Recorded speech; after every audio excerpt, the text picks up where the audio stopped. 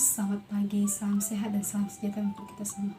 Perkenalkan, nama saya Monica dan NIM 03202060 dari Stika Santai Elizabeth Medan. Di sini saya akan menampilkan video project ilmu dasar keperawatan saya dengan judul Peradangan dari Ibu Maria Puji Astuti, SCAP NS MCAP. Selamat menyaksikan. Peradangan dan penyembuhan luka merupakan dua hal yang saling berhubungan satu sama lain, namun berbeda dalam prinsip, mekanisme kerja, dan fungsinya. Proses yang terlebih dahulu terjadi adalah peradangan, karena peradangan merupakan salah satu fase yang harus dilewati sebelum terjadi penyembuhan luka.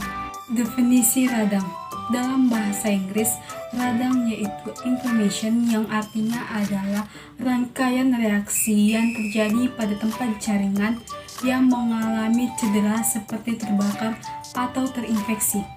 Radang atau inflammation adalah satu dari respon utama sistem kekebalan terhadap infeksi dan iritasi.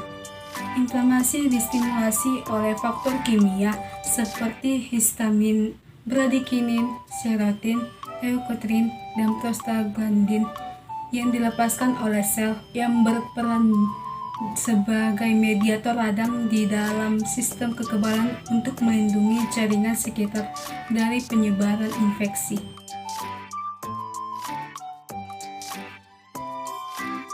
Definisi radang menurut Kamus Kedokteran Nederland. Radang ialah respon protektif setempat yang dihasilkan oleh cedera atau kerusakan jaringan yang berfungsi menghancurkan, mengurangi atau mengurung baik agen pencedera maupun jaringan yang cedera. Sedangkan menurut Kadsung pada tahun 2012, definisi radang ialah suatu proses yang dinamis dari jaringan hidup atau sel terhadap suatu rangsang, injuri, atau jinjas yang dilakukan terutama oleh pembuluh darah atau vaskular dan jaringan ikat atau connective tissue. Kita semua pasti pernah mengalami yang namanya luka. Tapi apakah kalian penasaran bagaimana luka bisa sembuh dengan cepat? Anggap saja kalian sedang mengatur beberapa berkas berupa kertas dan ups, tiba-tiba tangan kalian tersayat. Bagaimana cara tubuh kita mengatasi begitu banyak bakteri di sekitar kita yang bisa saja masuk melalui luka tersebut?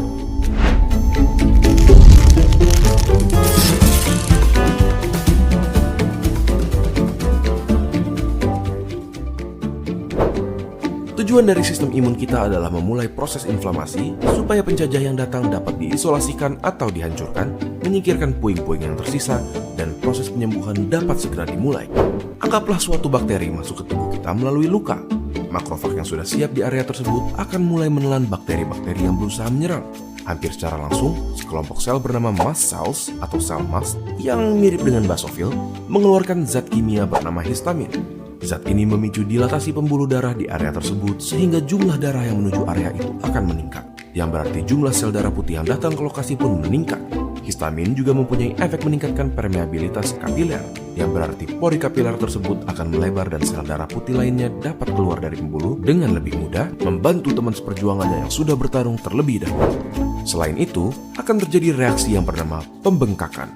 Secara medis dikenal dengan nama edema, dan biasanya disebabkan oleh gradasi tekanan yang ada di antara kapiler yang tekanannya lebih tinggi karena dilatasi dan lokasi luka atau cairan interstisial yang mempunyai tekanan lebih rendah. Karena ini, cairan dari kapiler akan bocor ke tempat di mana tekanan lebih rendah dan menyebabkan bengkak di daerah tersebut.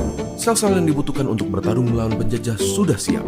Barisan pertama berisi neutrofil yang membantu membunuh lawan. Sel lainnya termasuk monosit yang berubah menjadi makrofag dalam 8 sampai dengan 12 jam. Neutrofil dan monosit akan membantu menghalangi infeksi dan bahkan jumlah neutrofil dapat menjadi 5 kali lipat dari jumlah normal dalam beberapa jam. Sekarang, di saat sel-sel yang bertarung telah mencapai lokasi luka, sel yang bertanggung jawab dalam menutup luka pun akan mulai bekerja. Ini termasuk faktor pembunuh. Pada dasarnya, setelah area luka yang didatangi bakteri dibersihkan oleh sel darah putih, yang harus dilakukan sisanya hanyalah regenerasi kulit dengan memperbaiki jaringan yang terluka.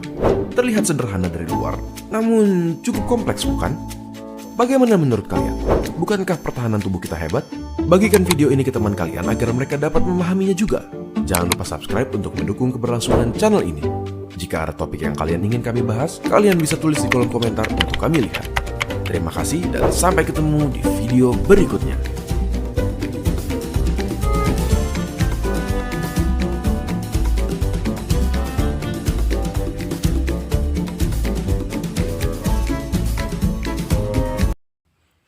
Secara umum, inflamasi dibagi menjadi dua, yaitu 1.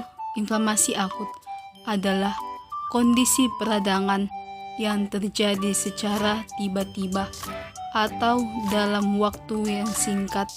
Kondisi ini akan muncul beberapa jam atau hari setelah pemicunya terjadi dan bisa bertambah parah dalam waktu yang singkat.